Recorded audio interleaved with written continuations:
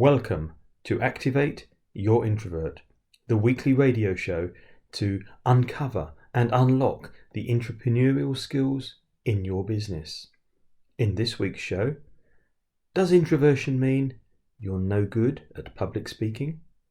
What have the drag queens of the undersea world got to do with running your meetings? And an interview with Andrew Palmer. Andrew helps clients shape and present their messages and tell their stories with confidence, authenticity and gravitas, which is something many introverts struggle with. So I'm really pleased to welcome Andrew to the show. But just before speaking to Andrew, an idea to help you manage the introverts in your team. How many times have you held a meeting with your team and thought, I wish those two would say more? And at the same time wondering why the other three never shut up. Like a measure of wine, adapt those numbers as you see fit. Regular listeners will know that, as well as the odd glass of red wine, and I promise I've not had any for a couple of weeks, I like to spend my time underwater, scuba diving, as I'll often tell stories about fish. Lionfish are incredibly beautiful. It looks like they have long, dangling, colourful feathers hanging around them in all sorts of directions. They're almost the drag queens of the undersea world, and I mean that in the nicest of ways. But they're also poisonous. Those feathers paralyse their prey. Imagine my shock on one dive when I watched a diver lie on the seabed, calm as anything, just wiggling his fingers and attracting the attention of 4 lionfish who were slowly closing in on him. Turns out he didn't know they were poisonous. I swam over with my palm out in front of him as a sign to hold back, and I pushed him back, metaphorically. When we were out of the water, I explained. I can only say he was very grateful. I'm not saying the noisy ones in your team are poisonous, but if you want the quieter ones to engage more, you'll need to give them space and hold back the extroverts. Perhaps limit their speaking time, cut them off, or any other polite way. But if you do hold back the extroverts, you'll give the introverts more ways to engage in your meetings. And of course, if you want more tips for your meetings, running meetings that make things happen. Notes of that are on the sleeve of this show.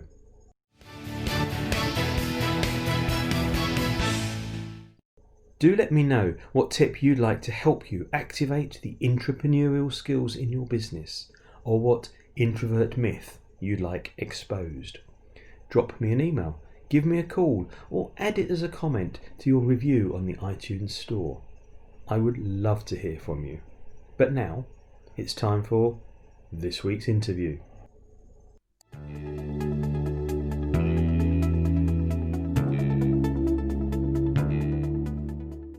Welcome, Andrew. Hello, John. Nice to be with you.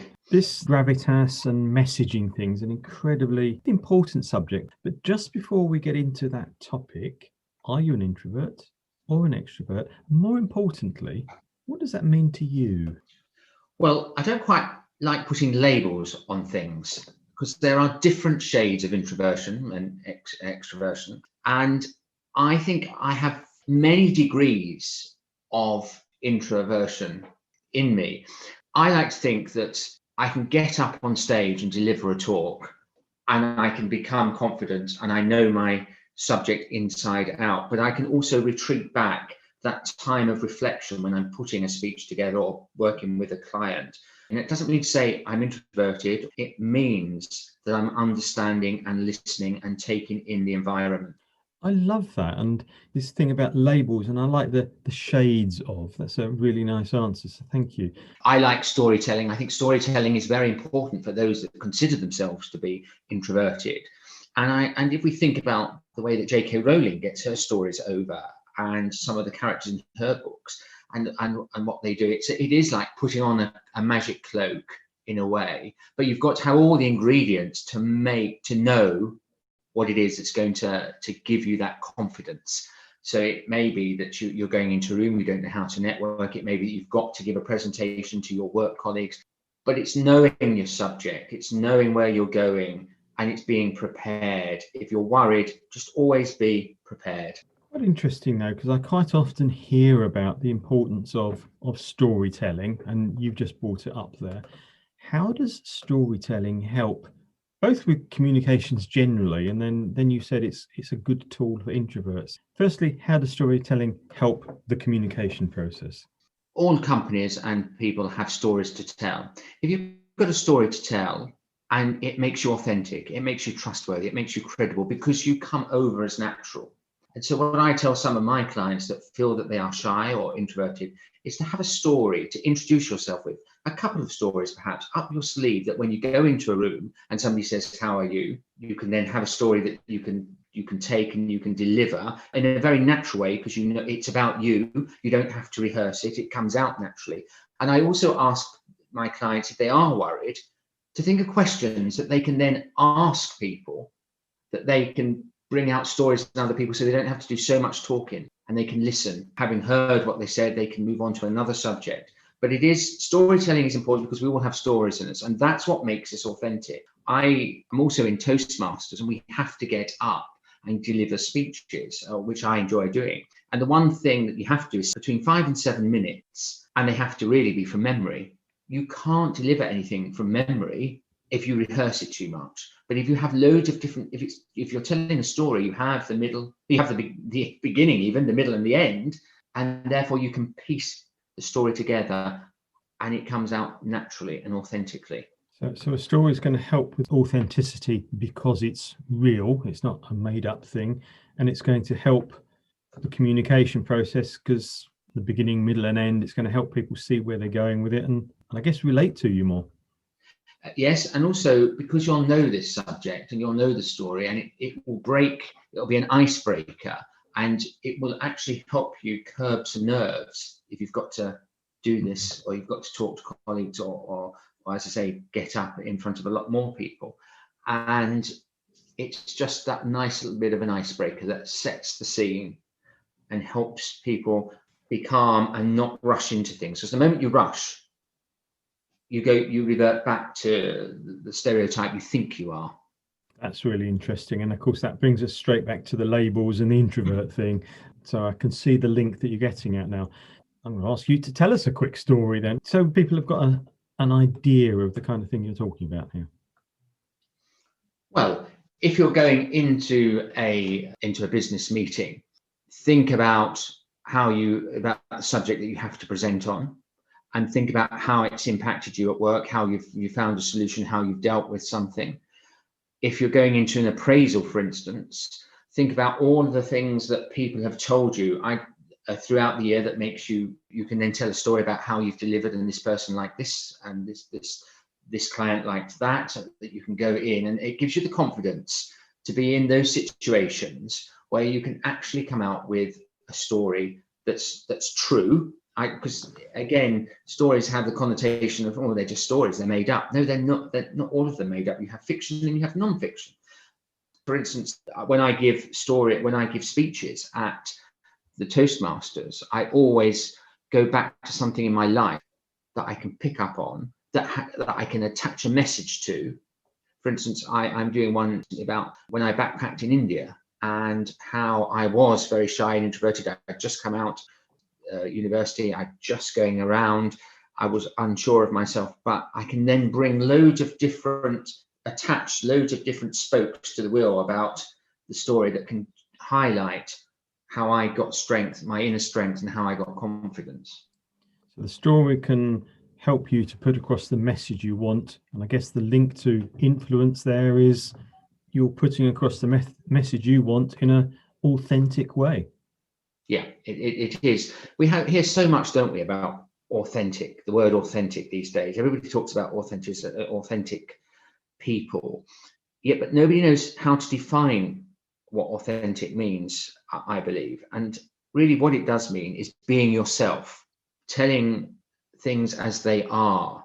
That's how you show trustworthiness. That's how you show credibility, because you are telling it how it is. You're being yourself. You're not putting on a different persona to tell something. And I think that is one of the interesting things we have to look at in the world today is about being authentic, and what does it mean, and how do we show it?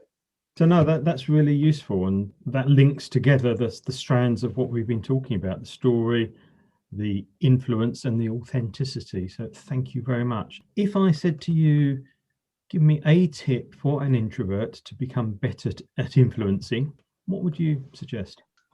My tip would be to make a list of all those people that you know, that you admire, that can influence, that have the behaviors you're looking for.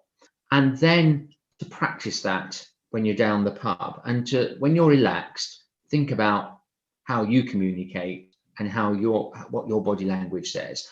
And then bring that all together. Think about what you've seen in other people. Think about how you are when you're relaxed around friends and family. And then you can build up a really nice picture of how you can change and how you can be yourself. Thank you. The other way I look at this, because there's lots of non-introverts that listen to this show that are looking to manage, lead, or influence introverts. How would you suggest that they could be better at influencing introverts? I think besides the classic that you have to listen and that you have to understand and you have to realize there are different qualities and people respond to different stimuli, one of the things that I like to do with clients in particular is to get everybody in a room and do storytelling, and we'll a minute on the spot. So I might say to you, I can see you today, you've got an orange t-shirt. So I might say to somebody, the man in the orange t-shirt said, and then you go around the room. It's good for well-being as well, because people then laugh, and people who are introverted, then suddenly all those barriers come away, because you'll find the extroverts and introverts come at it a different way, but they're all coming at it the same way. So it's really a good way to get people to talk just a minute on something, and you pass the baton along in a meeting. I think that also shows people the art of listening too. Brilliant, thank you. I am absolutely sure that many of the listeners would love to get back in touch with you. What's the best way for them to do that? You can either do it via my website, which is www.thegravitasmatrix.com, or email me on andrew.palmer@thegravitasmatrix.com. Fabulous. Thank you very much. And it's been wonderful to talk, and thanks for your time. Thank you too.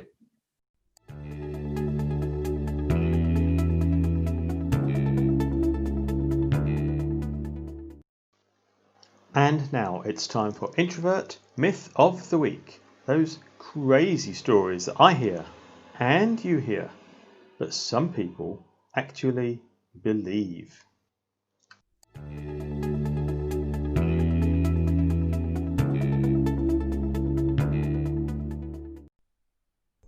There's a myth going around that introverts are plagued by public speaking anxiety and don't make good speakers.